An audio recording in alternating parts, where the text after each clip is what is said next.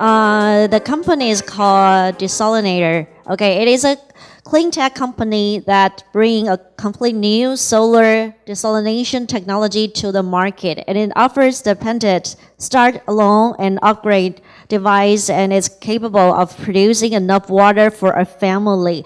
I think the water resources are vital for life, and it is a vital element for life. I think many countries do have the problem of the water resource. So I think this company might help a lot because they aim to serve millions of people within 5 years and offer them water independence through sustainable development. 这家公司呢算是一种清洁能源。那因为呢我们刚刚讲到这个水资源问题呢，他们要用太阳能的方式来淡化水源。那虽然说这个目标非常的远大，因为它立志要让5年内有数百万人，包含了我们相对比较落后的地区，比如说非洲地区，或者说过去大家可能看过的这种针管水净化的一些器材，都是在希望提升大家有共同的生活水平。因此5年内要让数百万人有不虞匮乏的水资源，能不能做到，又要如何做呢？接下来就让我们来欢迎 Desolenator 执行长。Let's welcome the CEO of Desolenator, Wilhelmus Janssen. Welcome. Thank you. Very good. Thank you, ladies and gentlemen. Thank you very much for introducing Desolenator. My name is William Janssen. I will today be speaking to you about Desolenator, but I will use the opportunity to speak about something that Desolenator fits into. And that is the subject of my speech today, and that is the distributed economy. And if my clicker works, to introduce the to introduce the idea of the distributed economy, I will use this slide. What we see on this picture is an example of the distributed economy.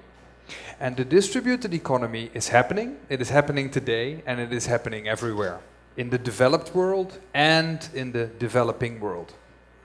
What we see is basically a person who buys a solar panel, another person or a neighbor who buys an electric car, or someone buys a battery or a converter or anything that fits together in the electric grid. And all these people connect their houses together and they create something called a mini-grid. A mini-grid is an excellent way to explain the distributed economy. What happens in this case is that basically all these people have taken the municipal power supply and they have overcome the problems and they have made themselves independent. And this is something that I want to talk about today. Now, the distributed economy is nothing new. Basically, before the Industrial Revolution came along, let's say about 200 years ago, we all lived in the distributed economy. We had people who were farmers, people who were bakers, people who were blacksmiths, people who had certain trades, and all the people within the community shared their trades in a nearby distance and made this model come together, and it functioned like that for thousands of years. Now, another example where you could see something like this happening was in the days of communism. For instance, in the Soviet Union, they used to have something called the planned economy, which was an economic model that functioned very poorly. It made too many products of one kind appear in one location and none in the other, and it created a system where constantly everything was in short supply because the planned economy basically didn't work. So below the planned economy there was another economy with a very intricate and very well managed local distributed economical model. One person had some potatoes, the other person had some fuel, and they all exchanged this against each other. Not for money, because remember, in the communist system, money was everywhere, but you couldn't buy anything with it in the first place. So people didn't really like to have money, they liked to have the stuff that they needed. They barter traded. And barter trade is a very good example again of an application of the distributed economy and communities and villages exchanging services and goods. Another example and another advantage of the distributed economy is that you see the people and they have to talk to each other. Now, what we see in the modern world very often happening is that people live in apartment blocks and they don't know their neighbors. This is something that might change. I quickly want to touch upon the current model. So currently we do not live in the distributed economy. We live in the model that goes before. And this is a highly developed, integrated logistical model. It is based upon the use of hubs, like you see here, the use of transportation, the use of outsourcing, and the use of something called third-party logistics. A very well-managed system and a very, very efficient system. And on top of that, a very cost-effective system. This system is, you would think, fantastic. It is the best we ever came up with. This company that I'm highlighting here is Walmart. They managed, by making use of two components for their business, they managed to conquer the world in retail. Simply having the best logistical model in combination with very low wage cost, so they keep their staff at a very low wage, they managed to basically conquer the whole world retail market. But there is one problem with the model, and that is that it is sadly very environmentally unfriendly. Lots of trucks driving around, lots of transportation. That is very bad for the environment and has a huge carbon footprint.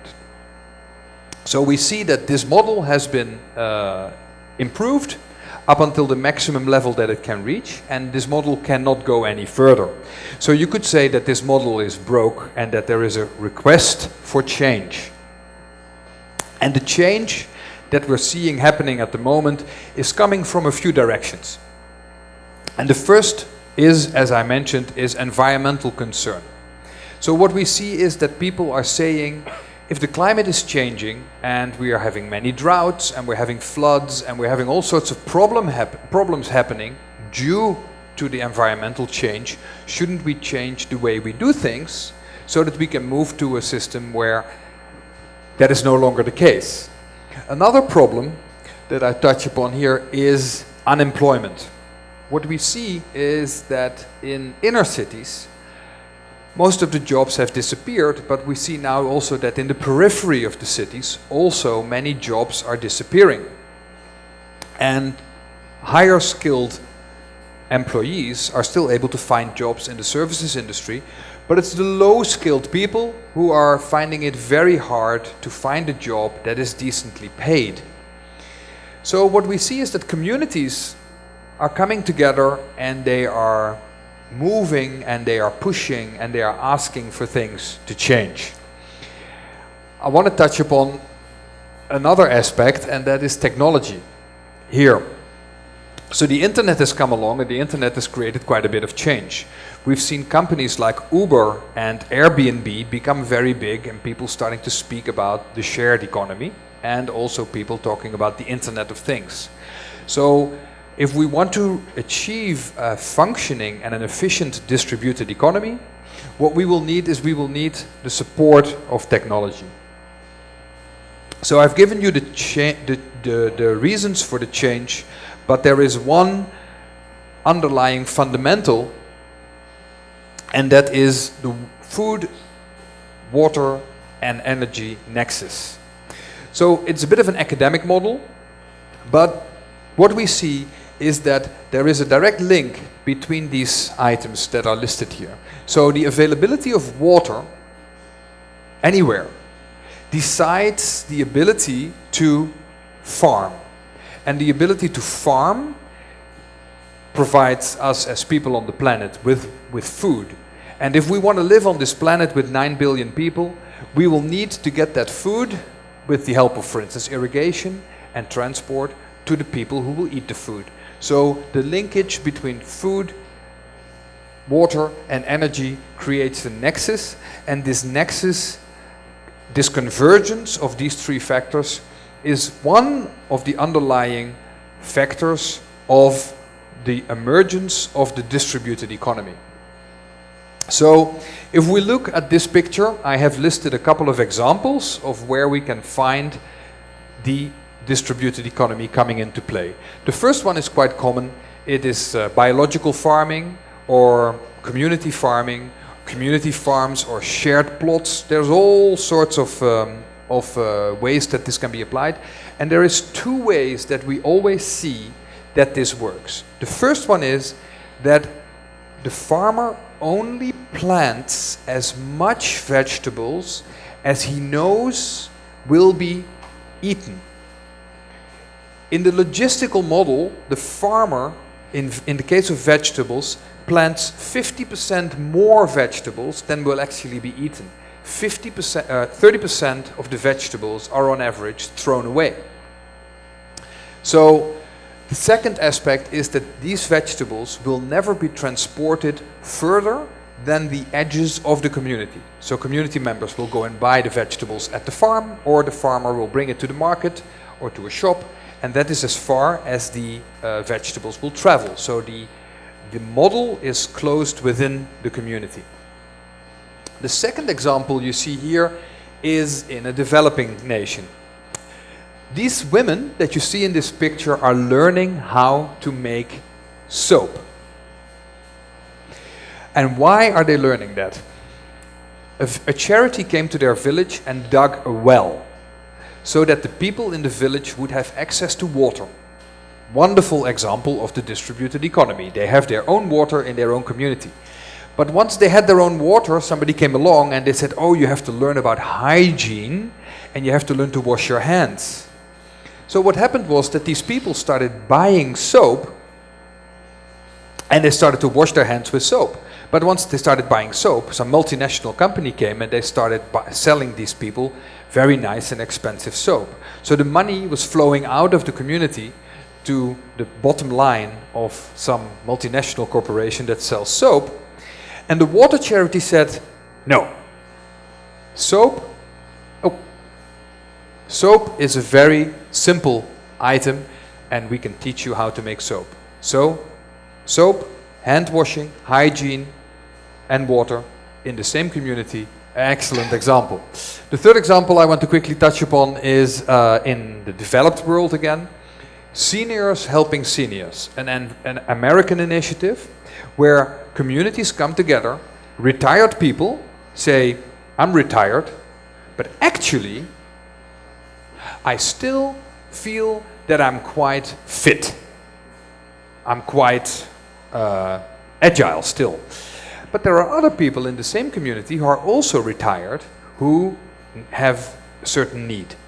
They might be looking for day-to-day cleaning of their house or some disability. So they ask other seniors to help them. So seniors help seniors within the community. They make a change and they are no longer in need of external nursing companies or other ways to overcome this problem. And it means that people who are older can stay living in their own house for a longer time and will be, let's say, easier for the government to provide them with services because they are cheaper than having to go to a facility where old people go to live, sometimes. The fourth example that I want to touch upon is actually the company that I work for, which is Desolenator, which is a company as it was introduced. We create a device that helps people to obtain water, 15 liters of water, so that the people have the ability to live in their own community and be independent from external companies that come and bring water to them. They can make their own water and they can create a more sustainable living for themselves because they have access to the water that they need. So these people are again an example of the distributed economy. I want to touch upon the next one, which is an app. Apps are very much in fashion, and I don't know if you guys are familiar with this app, but this is FireChat. FireChat was developed by a couple of guys in California about 2-3 years ago, and it is an app that enables people to communicate without the requirement of having to use the telecommunications tower for one phone to exchange the messaging within the platform with another phone. And they use only Wi-Fi and Bluetooth. And like us standing here together in this room, if we all had FireChat, the translation could come on your phone via FireChat because somebody would type in the translation into Chinese of what I'm saying. So the people who developed the app had not really thought about any applications of it, but as you may remember, about 1.5 years ago in Hong Kong there was a big protest of something called the umbrella movement, and the government was trying to put a stop to the protests, and they were trying to do everything to make the students to go home. And one of the things they tried to do was to switch off the telecommunications towers so that the students couldn't communicate with each other anymore.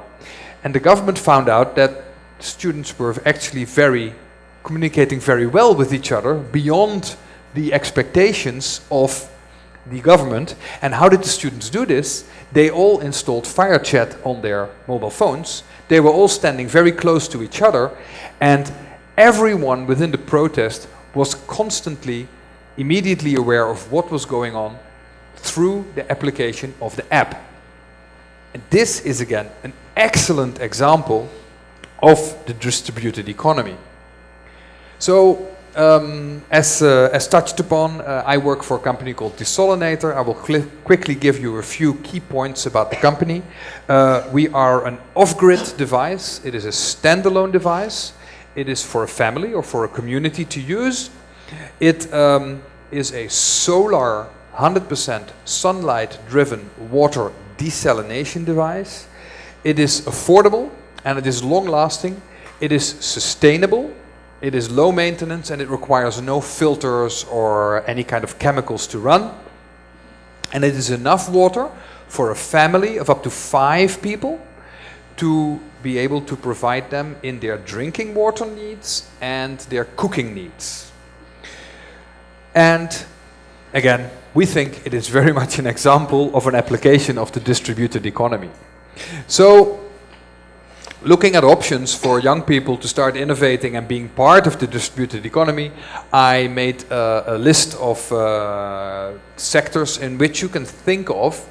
In the blue on the top I highlighted some of the obvious applications which are in water and farming, and farming is then hydroponics for plants, livestock and fish farms, and these can all come together actually in one. And energy applications, as in solar energy and solar energy storage, mini grid applications as I showed you in the first picture, biogas, recycling and smart meter. Google recently acquired a smart meter company for $3.5 billion. So there is definitely stuff moving in the distributed economy. 3D printing, retail, new solutions in communication, packaging, and incubation, and of course in apps.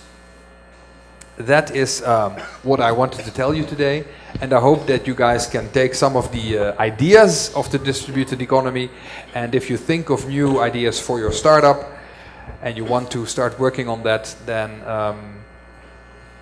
take that along and see what happens. If you have any questions, we have a booth outside and I'm very happy to answer your questions. Thank you very much.